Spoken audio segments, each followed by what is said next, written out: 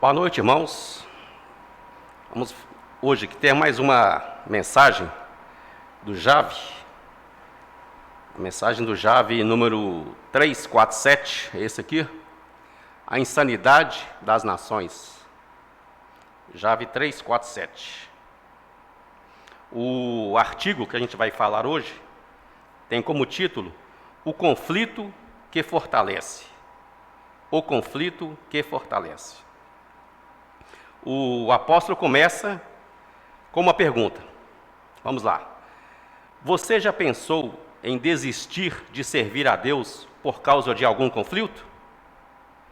Esse tipo de pensamento é bastante comum após nossa conversão, mesmo após várias experiências de consagração.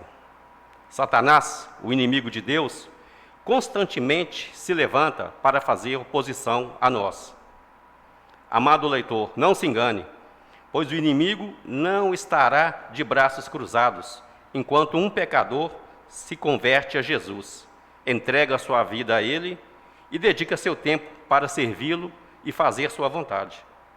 Pelo contrário, inúmeras situações adversas surgem e trazem dificuldades que levam muitos a se sentir inaptos para a missão e chamamento que receberam do Evangelho. Ou seja, o que o irmão quer dizer aqui? Exatamente quando uma pessoa se converte ao Senhor, que o inimigo passa a atacá-lo. Porque quando a pessoa está no mundo, para o inimigo está tudo certo, está tudo bem. Quando ele se converte, aí é que vem os ataques. É o que quis dizer o irmão, o apóstolo. E ele continua. Primeiramente, precisamos esclarecer uma coisa. Não é pecado ter conflito, pois Deus os permite. Lembremos-nos que o próprio Senhor Jesus também teve conflito como homem. O próprio Senhor Jesus teve conflitos. Vamos ler aqui duas passagens. A primeira é Mateus 26, 39 a 44. Mateus 26, versículos 39 a 44. Vamos lá. Mateus 26.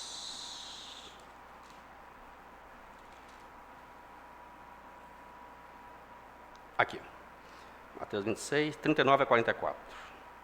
Adiantando-se um pouco, prostou-se sobre o seu rosto, orando e dizendo: Meu Pai, se possível, passe de mim este cálice. Todavia, não seja como eu quero, e sim como tu queres. E voltando para os discípulos, achou-os dormindo, e disse a Pedro: Então, nem uma hora pudeste vós vigiar comigo. Vigiai e orai, para que não entreis em tentação. O espírito, na verdade, está pronto, mas a carne é fraca. Tornando a retirar-se, orou de novo, dizendo: Meu Pai, se não é possível passar de mim este cálice, sem que eu o beba, faça-se a tua vontade. E voltando, achou-os outra vez dormindo, porque os seus olhos estavam pesados. Deixando-os novamente, foi orar pela terceira vez, repetindo as mesmas palavras. E um outro versículo é Hebreus 4,15. Hebreus, capítulo 4, versículo 15.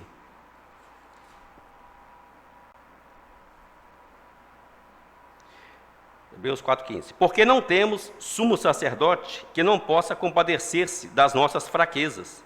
Antes, ele foi tentado em todas as coisas, a nossa semelhança, mas sem pecado. E o capítulo 5, versículo 7 também de Hebreus. 5, 7 de Hebreus. Ele, Jesus, nos dias da sua carne, tendo oferecido com forte clamor e lágrimas, orações e súplicas a quem o podia livrar da morte, e tendo sido ouvido por causa da sua piedade. Amém. Portanto, irmãos, não se condene por isso. Não se condene. Deus quer e vai usar você ainda assim. Nossa intenção, ao trazer esta palavra, é ajudá-lo a administrar essas lutas e superá-las, pois isso nos fará vencedores. E a característica de um vencedor é justamente esta: Ou seja, superar os conflitos e as lutas, né, que surgem. A geração final, que antecederá a volta do Senhor, não foge dos conflitos, mas aproveita cada um deles para crescer, amadurecer e vencer. Não há problema em reconhecer nossas falhas e vulnerabilidades que os conflitos revelam, pois eles são meios pelos quais podemos conhecer e desfrutar em nossa vida o poder de Deus que se aperfeiçoa na fraqueza. Quando estiver vivendo algum conflito, não se sinta condenado com as situações do inimigo e não questione a palavra de Deus. Em situações como essas, precisamos de simplicidade para nos voltar ao Senhor, a fim de que Ele nos conceda graça, resolva os problemas e produza em nós a resiliência. Isso é, para que nós passemos pela adversidade sem ser deformado por ela, mas sabendo que essa adversidade são instrumentos nas mãos do Senhor para nos moldar e nos conformar a Ele. A cada conflito que superamos, nos tornamos mais resilientes, isto é, mais capazes de nos recobrar e nos fortalecer no Senhor. Os conflitos e as dificuldades pelas quais passamos são necessários para nos moldar a Cristo e nos preparar para reinar. Recentemente, com o advento da pandemia de Covid-19, muitas de nossas fraquezas foram expostas. Muitos que talvez se achavam fortes foram levados a perceber quanto depende do Senhor e passaram a invocar ainda mais o seu nome. Nós vamos ver isso aqui em Romanos 7, de 15 a 20. Romanos 7, de 15 a 20.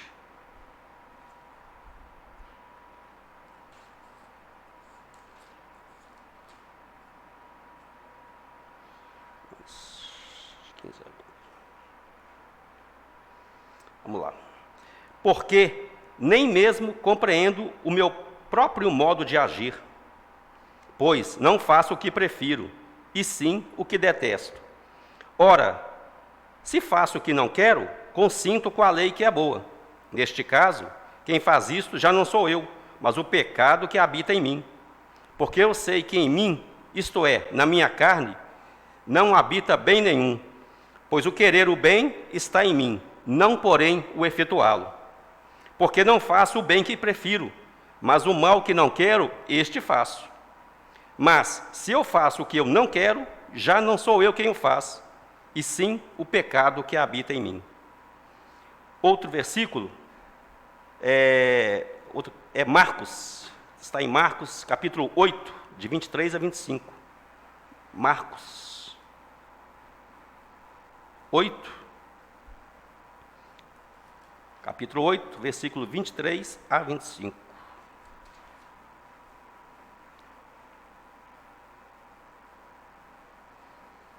Aqui.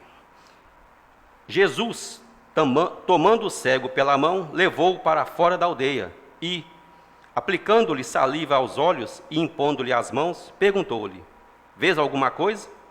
Este, recobrando a vista, respondeu: Vejo os homens, porque, como árvores, os vejo andando. Então, novamente, lhe pôs as mãos nos olhos, e ele, passando a ver claramente, ficou restabelecido, e tudo distinguia de modo perfeito. Outro versículo aqui que nós temos é 2 Coríntios 12, 9 e 10. 2 Coríntios, capítulo 12, 9 a 10.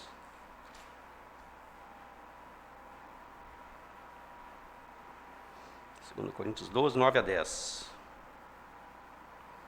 Então ele me disse: a minha graça te basta, porque o poder se aperfeiçoa na fraqueza.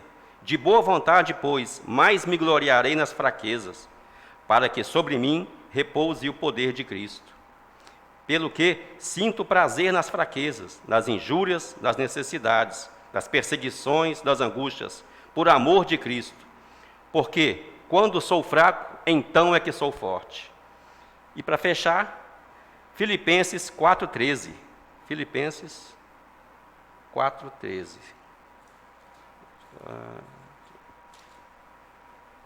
13. tudo posso naquele que me fortalece. Tudo posso naquele que me fortalece. Por fim, queremos apresentar-lhes algumas recomendações sobre como superar conflitos. O apóstolo agora ele passa a dar orientações práticas para os irmãos poderem superar as suas dificuldades. São seis orientações de como superar as dificuldades de maneira prática, no seu dia a dia, né? Primeira recomendação: reconheça as suas fraquezas e limitações e invoque o Senhor Jesus com mais determinação. Então, é reconhecer as fraquezas e invocar mais o Senhor com determinação. Segunda orientação: seja autêntico. Não tente fingir seu estado ou condição. Vá ao Senhor como está, sem pôr nenhuma fachada. Ou seja, ser verdadeiro, né? Ser autêntico. Terceira orientação: desabafe com o Senhor. Desabafe, mas não murmure. Seja franco, diga a Ele como você se sente. Lembre-se que boa parte dos conflitos decorre do fato de amarmos e servirmos o Senhor. Quarta orientação: apegue-se à graça e ao poder do Senhor. Use os conflitos como degraus para subir em sua experiência com Cristo.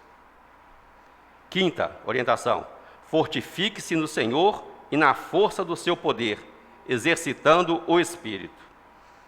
E a sexta e última: interesse-se por pessoas, quer na pregação do Evangelho, quer no cuidado e apacentamento de alguém, e seu conflito perderá a intensidade. Disponha-se a sair, a orar pelas pessoas e levar a palavra de Deus a elas. Aqui vem uma palavra de Paulo, ele vem dizendo aqui: não pregar o Evangelho é sufocante, como afirmou Paulo. Não pregar o Evangelho é sufocante, como afirmou Paulo, em 1 Coríntios 9,16, quando Paulo diz: ai de mim, se não pregar o Evangelho. Amado leitor, o apóstolo termina agora, né, a última consideração. Pondere essas coisas e procure praticar. Vai valer a pena. Jesus é o nosso Senhor. Amém.